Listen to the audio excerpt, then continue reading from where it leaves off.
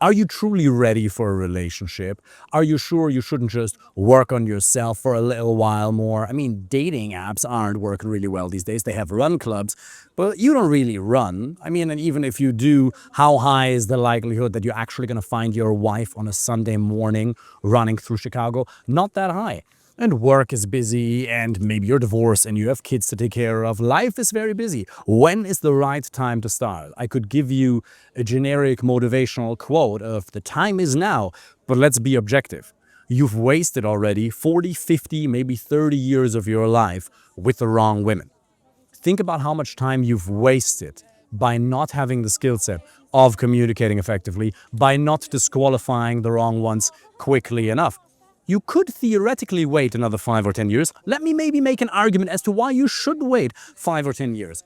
If you just want to be single and you really enjoy being a player, then just grind it out, bro, for the next 5 or 10 years. Don't even worry about it. If you like having an empty house, if you don't like intimacy, if you like nofap, if you just want to go on a spiritual journey and do some bullshit ayahuasca retreats for the next 10 years, yeah, then maybe you should just stay single for the next 10 years. But if you don't like having an empty home, if you don't like making love to yourself, if you're not really into drugs, you just want to have somebody to come home to share a life with, then maybe right now is the time to start taking dating a little bit more seriously. But dating apps don't work. Didn't Bumble let go of a lot of its employees recently? Yeah, so who gives a shit? Since when do statistics matter for the individual? You have probably already greatly outperformed a lot of people on various metrics. If you have a business, 90% of businesses fail within the first 10 years? Yours is still there. If you're doing well in your career or your business, you're probably doing better than 90% of people, maybe in your fitness, maybe in some other area. You have outperformed a lot of people. Statistics already don't apply to you. If you're somebody who thinks that statistics apply to you, this channel probably isn't right for you. You have achieved unusual results, unusual outcomes in different areas in your life. So why would you now let statistics dictate the outcomes that you can get?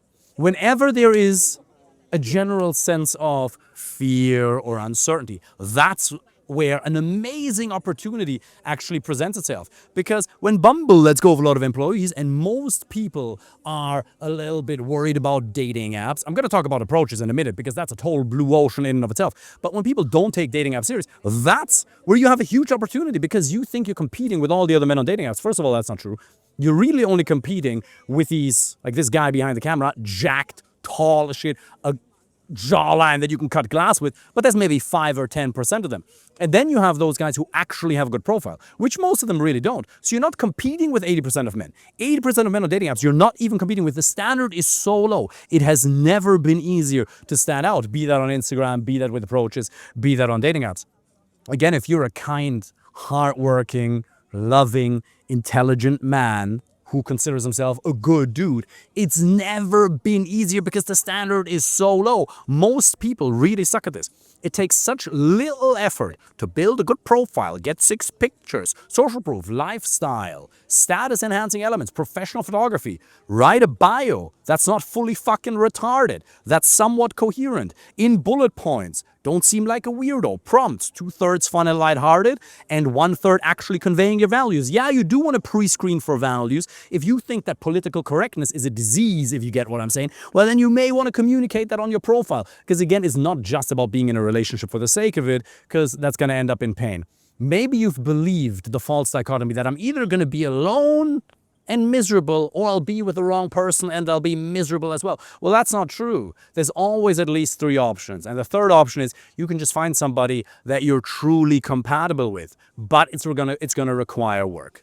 So if you just want to stay alone, if you have an aversion towards effort, this is not the right time for you to start taking dating serious, because all that dating is, it's the process to find a quality relationship. Don't be confused. Yes, you're going to have to kiss a couple of frogs along the way. Oh, how horrible that is. You're going to have to go on dates with beautiful women to find somebody who's eventually truly right for you. Well, that is rather unfortunate, isn't it? What a fate that is as a man. What would you rather do on a Tuesday evening? Stay home, watch adult videos by yourself, wake up with the tissues next to your bed? Is that really the peak experience of your male existence? Hopefully not. Hopefully you have higher goals for yourself. And in fact, you've achieved things in your life in different areas that far outrank most people. But in this area, you suck. You act like a little bitch in this one particular area of your life for no reason other than nobody having told you that that's what you're doing. So here's my invitation for you. Look at where you are. Your effort, your performance has been miserable. You just haven't put any work in. You've believed that an amazing relationship should just magically manifest itself from the heavens. The only thing that's going to magically manifest itself is another divorce, is perhaps a couple of STDs, or unfortunate Tuesday evening spent with somebody that you don't actually like. The second you arrive on the date, she doesn't look the way she looked on her Hinge profile, and you're polite enough to grind it out and waste 2 hours of your life. Your time is too precious for that. You need to learn to disqualify the wrong ones very quickly. So when is the right time to start? Right now. Why? Well, what's going to happen over the next 5 or 10 years? It's never been easier. Nobody approaches in person. Nobody does that. It's an absolute blue ocean strategy. The idea between a blue and a red ocean is red ocean, there's a lot of competition. Blue ocean, there's barely any. How often do people actually get approached in a respectful and calibrated way by somebody who is a decent member of society? It barely ever happens. Almost never. So you can stand out just by the fact that you are introducing yourself. Let that sink in. Just by the fact that you're doing something that 99% of men will never do in their lives, you already stand out, and you're creating opportunities for yourself that most people will never have. And make no mistake about it, having a good relationship is a really unusual result. Just because people are in a relationship, that doesn't mean they're happy. Just because somebody's married, that doesn't mean that it's a good relationship. How many people stay in marriages for the sake of the children? That's the most BS argument ever. Let me dismantle that very quickly. Right? If there's people, and maybe you were there, I was there in the past, where you think you got to grind it out because you have a child together. That's not good, because understand that children don't just learn by what you tell them, but they model your energy. They model your behavior. And if you don't show up as the happiest version of yourself as a man, you're not going to be able to be a great role model for your son or your daughter, because if you're deeply unhappy, because your intimate relationship isn't right for you, and if you're not happy in your intimate relationship, you can't be happy, then it's automatically going to have a negative impact on your kids. If you want to be the best father possible, you have a moral responsibility to make yourself as happy as humanly possible, because you impact anybody else around you merely by virtue of your energy.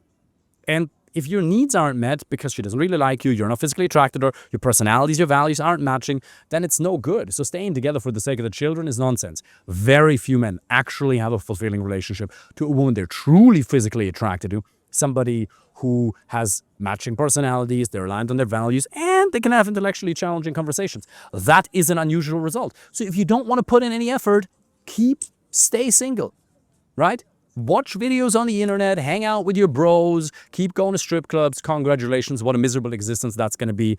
And then in 70 years, you'll wake up questioning the meaning of life, because what ultimately gives you meaning is people.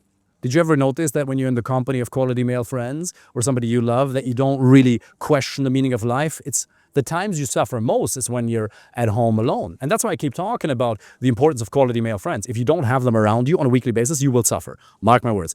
But you also need an intimate relationship with somebody who actually likes you. Me and my ex-wife, it was fucking terrible. Not because she's a bad person, but we weren't aligned for one another. Or we weren't right for one another. Our values really didn't match. And then if you're in a relationship where you feel like the other person constantly judges you, constantly hates you, that's a miserable place to be in. And you've probably had that. So if you want to come home to somebody who actually really likes you, who gives you love in the morning, during the day, and at night, a constant source of encouragement, amazing intimacy, somebody that you can build a life with, share it with, and just settle and arrive, well, then start taking action. How much work is it actually going to take? 5 to 8 hours a week. If you sleep 8 hours a night, you have, let's say, 112 waking hours available to yourself every single week if you sleep 8 hours per night, okay? Dating takes 5 to 10.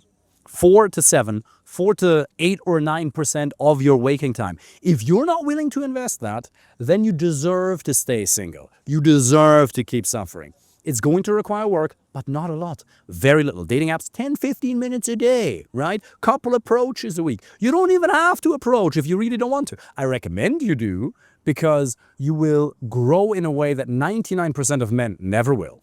They'll make excuses. That's a subject in and of itself. Maybe I'll film the next video about approaches and how much your entire life is going to benefit from that. By the way, what kind of a role model are you going to be for your son?